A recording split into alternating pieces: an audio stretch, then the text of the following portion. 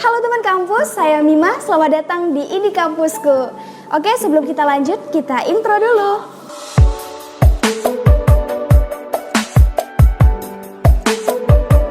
Oke, halo semuanya, perkenalkan nama saya Rastuni Safiza. Selamat datang di Ini Kampusku.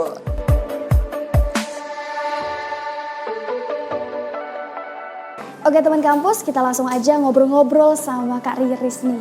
Kak, katanya baru pulang dari India ya? Iya nih, baru mungkin sekitar semingguan lah baru nyampe di Indonesia gitu. Ngapain aja sih di sana, Kak? Wah, kalau di sana sih kemarin ikut pertukaran pemuda ya. Jadi ada program Youth Exchange Program dari Indianya. Jadi kita kesana dalam rangka pertukaran pemuda gitu. Menarik sekali ya pertukaran pemuda. Iya. Sungguh menginspirasi. Nah, Kak ini mau nanya nih terkait pertukaran pemuda nih. Apa sih persiapan yang Kakak lakukan ketika mau berangkat ke India nih, Kak? Wah, banyak banget ya teman-teman sekalian. Jadi ada beberapa hal yang harus saya persiapkan sebelum saya berangkat. Contohnya dari sebelum seleksi nih, kan kita ada banyak sekali berkas yang harus dipersiapkan, kemudian keberanian, kemudian mental dan juga skill yang harus kita bawa di sana. Jadi banyak sekali hal yang harus dibawa menjadi bekal untuk kita berangkat ke sana begitu. Nah, Kak mau nanya nih, dapat info dari pertukaran pemuda ini dari mana sih, Kak? Wah, kalau itu saya dapat info pertukaran pemuda ini dari senior saya. Kebetulan ya beliau memang yang mendukung lah, kayak Riris bisa bahasa Inggris kan, bisa bahasa ini kan. Nah, nanti kalau ada pertukaran pemuda coba ya gitu. Jadi akhirnya karena beliau dapat edaran pertukaran pemuda tersebut, beliau langsung kasih ke saya, Riris ini ada pertukaran pemuda, kamu coba aja, dia bilang begitu kan. Tapi shocknya itu karena baru dapat edaran itu H-1 penutupan pendaftarannya. Jadi itu pada saat hari itu saya bener-bener ngebut lah kan, nyiapin berkas apa segala macam, CV, surat izin dari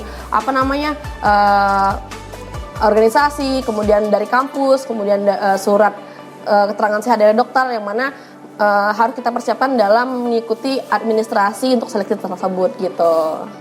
Nah, yang Mima dengar nih dari Kalimantan Barat cuma satu perwakilannya itu Kakak aja nih. Iya, itu alhamdulillah ya, dan menjadi sebuah kebanggaan yang luar biasa bagi saya karena dapat mewakili teman-teman dan pemuda yang ada di Kalimantan Barat begitu. Merasa spesial sekali lah, Kak ya. Nah, saat di India nih Kak, Mima pengen tahu nih, kegiatan-kegiatan Kakak di sana ngapain aja sih? Oh, kalau kegiatan itu banyak ya. Karena ini pertukaran pemuda ya, dan di sana kita lebih banyak bertukar mengenai budaya, kemudian gastrodiplomasi, pariwisata dan lain sebagainya. Yang mana memang hal tersebut menarik para warga internasional untuk datang ke negara-negara begitu kan. Jadi memang tujuannya seperti itu, adanya pertukaran pemuda itu dari program Youth Exchange Program ini memang lebih kepada diplomasi budaya, gastrodiplomasi, kemudian pariwisata dan lain sebagainya.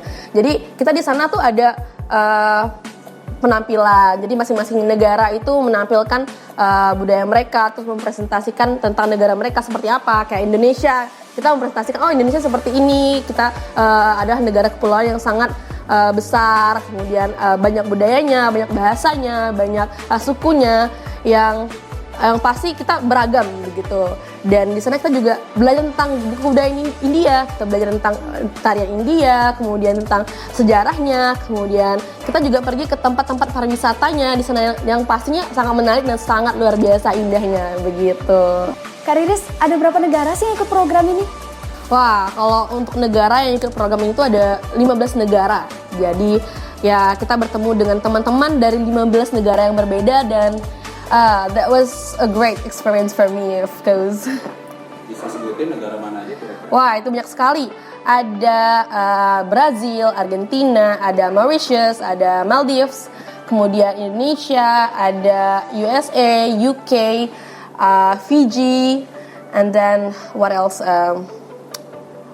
Lagi ya, banyak sih. Pokoknya 15 negara dan I can mention it one by one because there's a lot of country that. Saat Kakak di India, proses selama itu kan pasti ada support system. Dari mana aja sih Kakak dapat support systemnya? Wah, kalau support system itu banyak ya. Menjadi sebuah kebanggaan bagi saya karena punya banyak saya teman yang mendukung, kemudian keluarga juga support, dari senior-senior juga dari kampus juga mendukung, alhamdulillahnya. Jadi kita pun yang mengikuti seleksi juga semangat ya, karena banyak sekali dukungan yang mempercayai kita untuk mengikuti seleksi ini dengan rangkaian seleksi yang berat, walaupun seleksinya panjang, tapi dengan adanya dukungan, adanya support dari rekan-rekan, dari keluarga, dari orang-orang terdekat, itu menjadikan kita bersemangat begitu dalam mengikuti seleksi hingga akhirnya lolos begitu. Oh ya, kebetulan pada saat rangkaian seleksi itu saya lagi KKN nih. Jadi waktu itu agak bingung, ini saya harus berangkat KKN atau stay buat menunggu pengumuman di India ya, karena waktu itu saya juga belum baru seleksi administrasi saja, belum seleksi wawancara, belum seleksi tertulis. Jadi waktu itu agak bimbang nih, dan shocknya, surprise-nya itu di hari yang sama, di saat saya pembekalan KKN itu bertepatan dengan hari saya seleksi wawancara dan tertulis. Jadi begitu mendebarkan dan membingungkan, di mana saya harus menjalankan dua kegiatan dalam satu waktu yang pastinya membingungkan dan memacu adrenalin ya. Karena susah sekali ini, saya harus fokus ke KKN dan pertukaran pemuda dalam jangka waktu yang sama begitu. Dan sempat bimbang, saya sempat konsultasi dengan kampus, dengan dosen, bahkan dengan dosen pembimbing saya yang untuk KKN. Bagaimana ya kalau misalnya saya lulus, apakah saya harus tetap berangkat KKN atau saya melepaskan KKN? Dan dari dosen saya itu menyarankan, ya udah nggak apa-apa, kamu juga belum ada pengumuman kan, coba aja dulu ikut KKN dulu, kalau memang rezeki kamu buat berangkatlah. Jadi alhamdulillahnya dari dosen, dari kampus dan teman-teman kelompok KKN juga mendukung. Iya Riri, silahkan aja pergi, kami mendukung. Kalau memang lolos nggak apa-apa, serahkan aja sama kami di sini. Jadi terharu dan bangga sekali karena punya teman-teman KKN, teman-teman kelompok KKN yang sangat suportif dan baik banget gitu. Kalau culture shocknya gimana nih Kak di sana? Wah, kalau di India ya bener-bener culture shock, karena terutama di lalu lintasnya ya, kan kita kan kalau mau kemana-mana tuh jalan-jalan gitu. Itu sepanjang jalan tuh orang klaksonnya tuh nggak berhenti-berhenti, terus lalu lintasnya nggak teratur. Belum lagi di tengah-tengah jalan, aku tuh kemarin lihat ada sapi bahkan di tengah-tengah jalan. Can you imagine? Kita di Indonesia aja kayaknya lihat binatang di tengah jalan tuh jarang banget ya. Ini tuh sapi guys, benar-benar sapi gede di tengah-tengah jalan, dan orang nggak apa-apa gitu. Dan mengebunyiin klakson panjang dan berkali-kali tuh udah menjadi budaya dari mereka, udah biasa gitu, nggak apa-apa.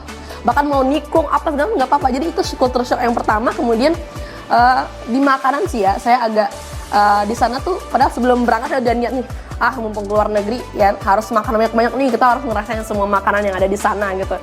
Pas udah nyampe di hotel gak cocok karena gimana ya, sebenarnya itu ada kesamaan antara Indonesia dan India, banyak sekali kesamaan kayak misalnya budaya, terus misalnya rempah-rempah dan lain sebagainya. Cuman untuk India itu lebih kuat gitu rasa lempahnya, jadi di lidah saya nggak cocok. Jadi susah. Tapi teman-teman yang lain ada yang cocok, cuman saya aja yang agak susah gitu, karena nggak tahu lah kenapa.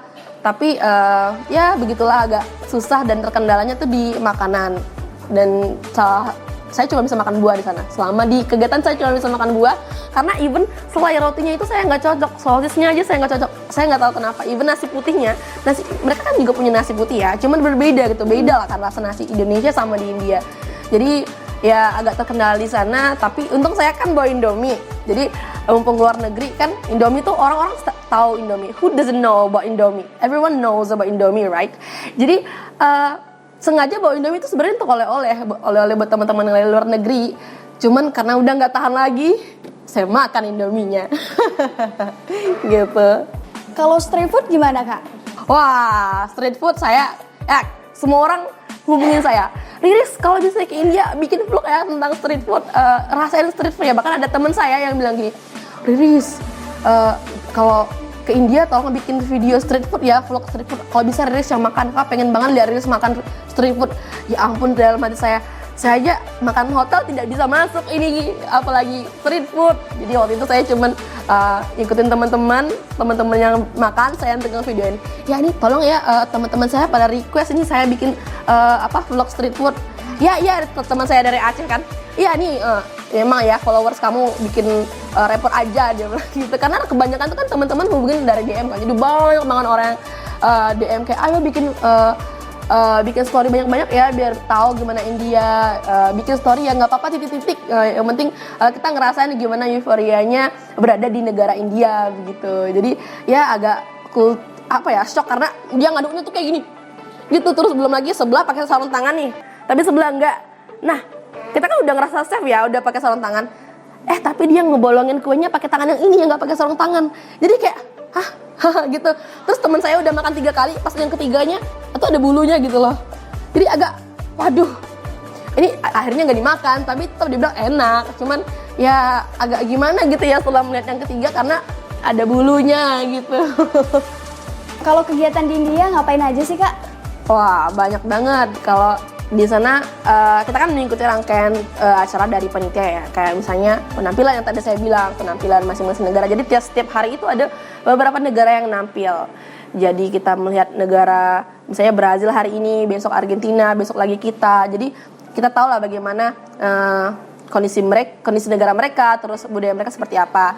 Juga kita juga bertemu dengan tokoh-tokoh penting dari negara India begitu. Jadi ada beberapa kali kita makan malam sama tokoh-tokoh penting seperti misalnya Menteri Pertahanan, kemudian dari kepala NCC-nya begitu.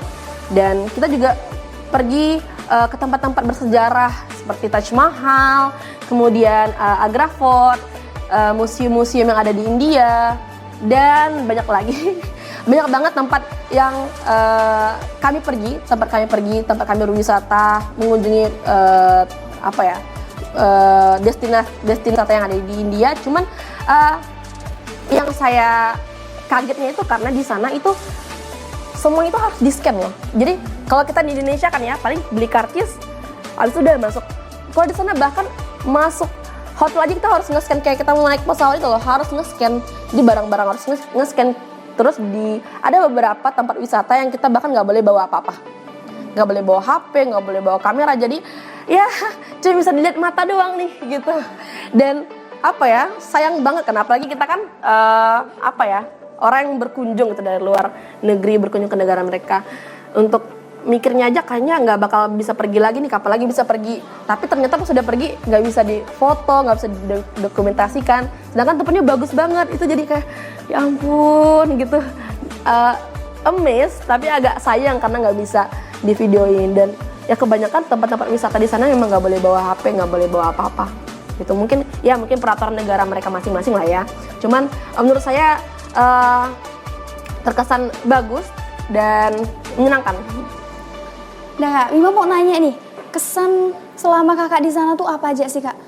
Wah, kesannya tuh banyak banget. Ya, kayak misalnya kita ketemu teman-teman baru, terus misalnya belajar budaya mereka, terus merasain makanan mereka. Kan di sana kita nggak cuma ngerasain yang dari India kan. Jadi teman-teman juga dari negara lain ada yang bawa makanan dari negara mereka. Kayak misalnya saya kan bawa amplang, terus teman saya yang dari Aceh bawa kopi Aceh. Terus kita walaupun nggak ada acaranya, tapi kita tuh misalnya lagi istirahat atau lagi misalnya free itu kita, yuk kami bawa sesuatu nih, ayo coba.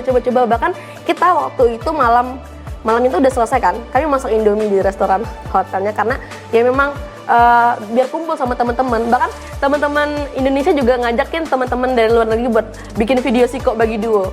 Sampai mereka bilang gini, ada yang nggak diajak, sampai dia bilang gini, you guys make a video last night, right? Can you guys make it again? Bilang gitu kan, bisa nggak bikin lagi? What video? Nah kan, what video? Video apa?